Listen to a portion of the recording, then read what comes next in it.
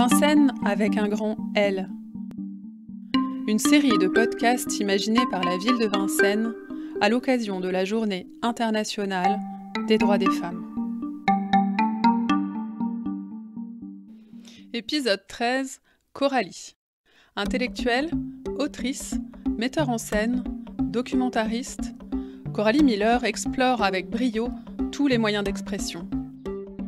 Les violences faites aux femmes occupent une place à part dans son œuvre. Sur ce sujet, la voix de la jeune femme, toujours juste, vraie, puissante, se fait soudain révoltée et pleine d'émotions. Sur ce sujet, Coralie Miller est tout simplement à vif.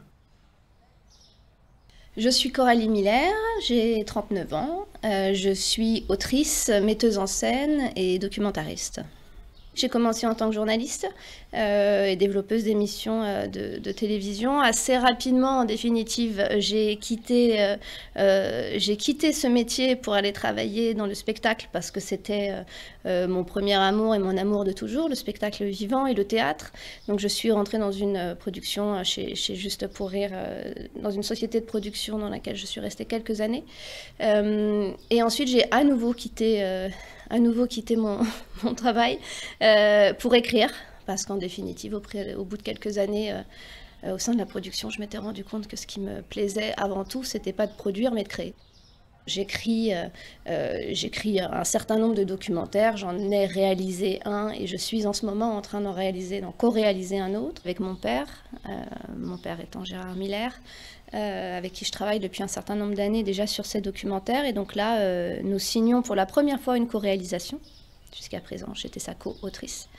Sur François Mitterrand, puisque évidemment nous sommes en 2021 et que donc nous allons fêter les 40 ans de l'arrivée de François Mitterrand au pouvoir. Par ailleurs, je suis devenue metteuse en scène. C'est l'écriture en fait qui m'a amenée à ça, puisque je me suis mise à écrire du théâtre. Du coup, je me suis mise à mettre en scène du théâtre. Entre autres, on m'a confié la nouvelle adaptation française et la mise en scène de la pièce Les monologues du vagin d'Eve Ensler. Il y a un texte qui me touche particulièrement dans les monologues du vagin, il s'appelle « Mon vagin était un village ». Et en fait, Eve Ensler l'a écrit à partir d'interviews qu'elle a menées dans les années 90 auprès de femmes réfugiées pendant la guerre de Bosnie. Parce que la problématique des viols de guerre est une vraie problématique.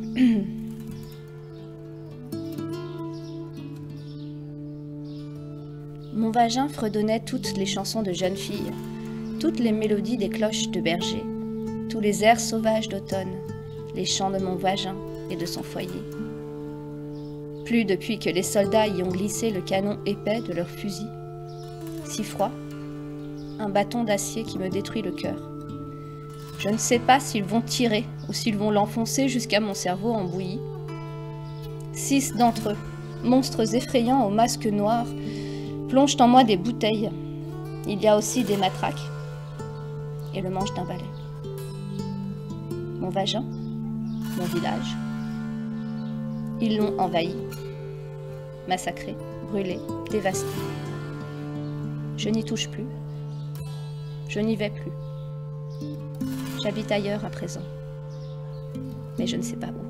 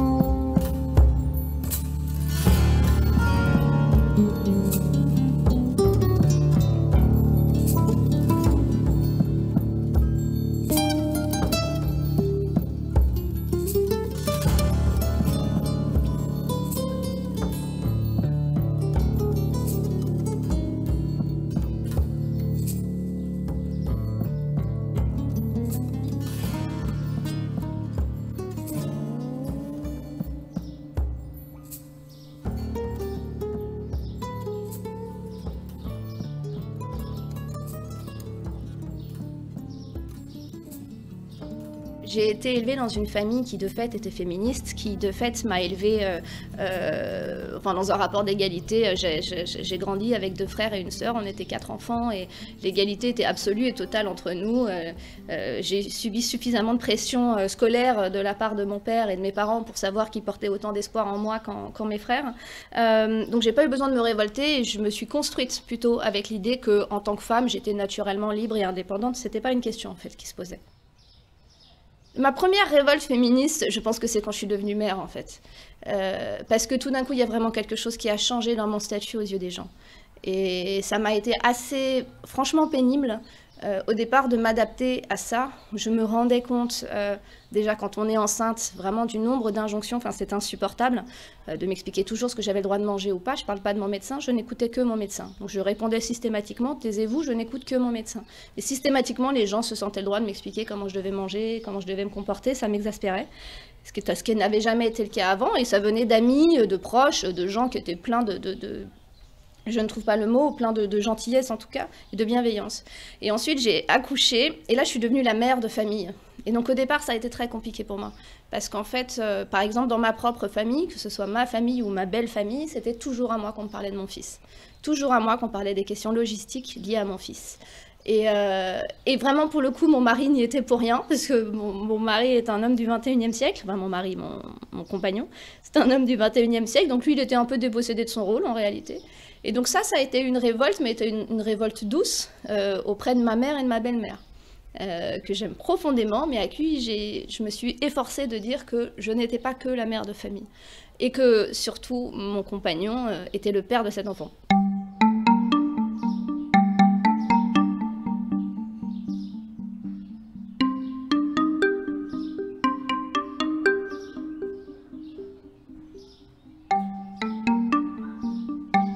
Les monologues du vagin ont été un vrai basculement pour moi, parce que même si j'avais déjà une sensibilité de femme, je n'avais pas encore du tout pris la mesure de l'importance des violences faites aux femmes, et de l'importance aussi de cette espèce d'éducation insidieuse que l'on mène auprès des jeunes filles. Et pour le coup, je me mets dedans.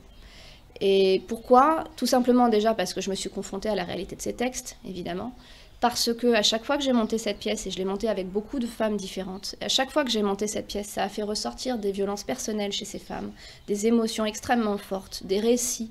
Quand on est sur un texte pareil qui parle tellement d'intime, inévitablement on parle d'intime entre nous, et ça fait ressortir beaucoup de choses. Et je me suis rendu compte à quel point nous étions toutes finalement unies par des violences que nous avions vécues, et certaines violences dont nous n'avions pas identifié que c'était des violences à la base. Lorsque je suis partie au Festival d'Avignon, le journal Libération a fait à ce moment-là un dossier sur les féminicides. Ça a été le grand dossier de Libération à cette époque. Et ça a été la première fois que véritablement la problématique des féminicides en tant que phénomène de société a été mis sur la place publique, avec un dossier qui était absolument incroyable et qui donnait vraiment envie d'hurler. Donc pour moi, ça a fait beaucoup écho avec les monologues, et c'est la première chose qui m'a marquée. Et ensuite, évidemment, il y a eu MeToo. Autant vous dire que quand on travaille sur les monologues du vagin, dont l'objectif c'est justement d'accompagner la libération d'une parole, évidemment MeToo résonne très fortement. Ce qu'on voit quand même dans les luttes féministes, c'est qu'il y a toujours eu, enfin on va dire de ce que je connais à peu près depuis 150 ou 200 ans, des moments comme ça, où les femmes se sont levées. Et en fait, à chaque fois, c'est retombé. Et c'est vrai qu'on parle beaucoup des années 70 et que nous-mêmes, on se dit beaucoup les héritières en fait, de ces mouvements-là. Et on nous rétorque très souvent, je regarde l'homme de la pièce, pardon, et on nous rétorque très souvent, ah bah voilà, vous avez eu l'égalité, vous êtes contente, et voilà, depuis les années 70, les femmes sont libres, grosso modo. Mais la réalité, c'est que bon, des choses ont fonctionné, effectivement, ça a fait énormément de bruit, puis tout d'un coup, c'est retombé. Dès les années 80, en définitive, c'est retombé. Et puis même dans les années 2000, c'est le grand truc à la mode, c'était de dire je ne suis pas féministe.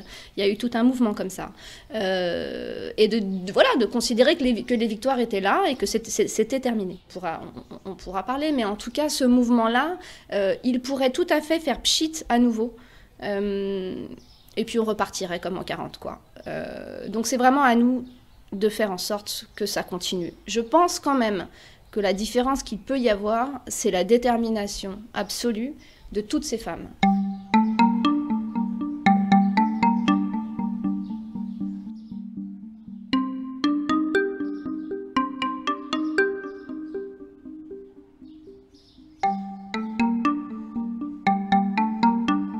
MeToo, ça a fait aussi, ce que je disais juste avant, c'est que les femmes aussi ont pris conscience. Il y a quelque chose, et c'est pour ça aussi sans doute que ça me touche, c'est parce que moi j'ai pris conscience aussi. Et non seulement ça réveille des traumatismes refoulés, et il y a quand même il y a une femme extraordinaire qui s'appelle Muriel Salmona qui travaille sur la mémoire traumatique. Et c'est tous les débats en ce moment sur la pédocriminalité, l'inceste, etc. Chez moi, ça a réveillé des choses et j'irai pas plus loin. Donc déjà, il y a vraiment quelque chose de très fort et très violent qui peut émerger et qui a émergé pour beaucoup de femmes à ce moment-là. Et c'est aussi justement de se rendre compte que ce que nous prenions pour une normalité... Je vais vous donner un exemple, vous en faites ce que vous voulez. J'ai 16 ans, je suis en vacances dans un club de vacances, je suis comme n'importe quel, en tout cas comme j'étais moi-même à 16 ans, amoureuse d'un animateur qui a 22 ans. On n'a pas le droit on n'a pas le droit évidemment de sortir ensemble parce qu'il est l'animateur, donc il me dégote un soir une chambre, moi je viens avec ma naïveté totale et je le rejoins dans cette chambre. Le mec se jette sur moi, bref, ça a été véritablement une tentative de viol. En définitive, j'ai eu de la chance, j'ai mon corps qui a réagi, du coup je lui ai collé un pain et je me suis barrée. Et en fait, je n'ai absolument pas pris ça comme une agression sexuelle. C'est-à-dire que j'en suis sortie, j'étais un peu tout, oh là là, mais qu'est-ce qui vient de m'arriver? J'avais totalement honte, je me disais que j'avais été complètement stupide d'avoir suivi ce mec. J'étais en vacances avec une copine, je ne lui en ai pas parlé, j'en ai parlé à personne. Et pour tout vous dire, la réalité, c'est que je ne l'ai même pas vécu comme un traumatisme. À tel point, j'avais intégré le fait qu'en définitive, c'était normal. Oui, bon, bah, oh là là, il a essayé de me soulever mon t-shirt. Et en fait, c'est ça dont on prend conscience aujourd'hui. C'est de me rendre compte, moi, qu'en fait, c'était une tentative de viol. Et que c'est pas du tout la même chose dans le rapport. Que, en fait, quand mon meilleur pote ou quand mon mec s'amusait, mon mec d'avant, je parle pas du mec d'aujourd'hui, quand j'avais 15-16 ans, s'amusait tout d'un coup à débarquer derrière moi, à me plotter les seins comme ça, juste pour rire, ou quand pour une soirée, il s'amusait à mettre un porno devant nous, ou quand... Enfin bon, tout un tas de choses comme ça qu'on intériorise, ou quand mon patron m'appelait Coralie, je m'appelle Coralie, il écrivait mon nom, Cor, C-O-R-P-S-A-L-I-T. Bon, en fait, tout ça était complètement intégré. Et c'est ça aujourd'hui qu'on ne veut plus. C'est qu'on ne peut plus intégrer ces violences-là comme étant des choses normales.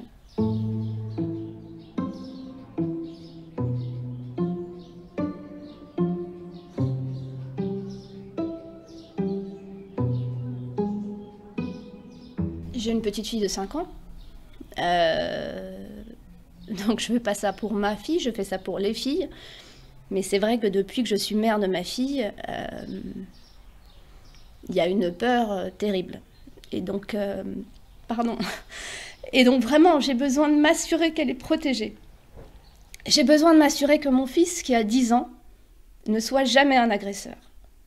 Et ne soit jamais élevé, non seulement comme un agresseur, ça, enfin je peux même pas l'envisager possible, mais ne soit jamais élevé dans l'idée qu'il est supérieur à une fille, à une femme, et qu'il peut, grosso modo, faire ou dire ce qu'il veut. Je me disais la dernière fois, qu'est-ce que j'aimerais que ma fille fasse partie de la première génération qui n'aura plus à subir ce que nous avons subi, notamment en termes de pédocriminalité, par exemple.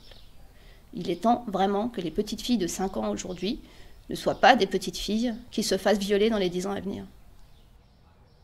Est-ce que j'ai toujours été révoltée depuis toute petite? Cette question, elle est extrêmement intéressante en fait, parce que j'ai compris il n'y a pas longtemps pourquoi.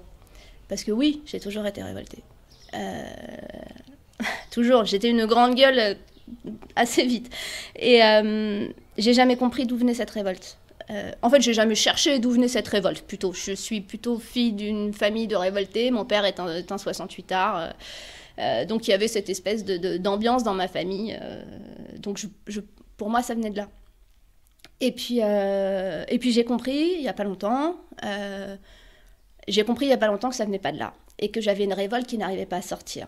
Et maintenant qu'elle a commencé à sortir, vraiment, et que j'ai compris pourquoi, du coup, il y a plein de choses qui se mettent en place. Ça ne veut pas dire que toutes les femmes révoltées, que ce soit, et qui ne sont, enfin, bref, révoltées contre le racisme, comme moi je l'étais à l'époque, ou contre tout autre sujet, veut dire qu'elle a été victime de violence.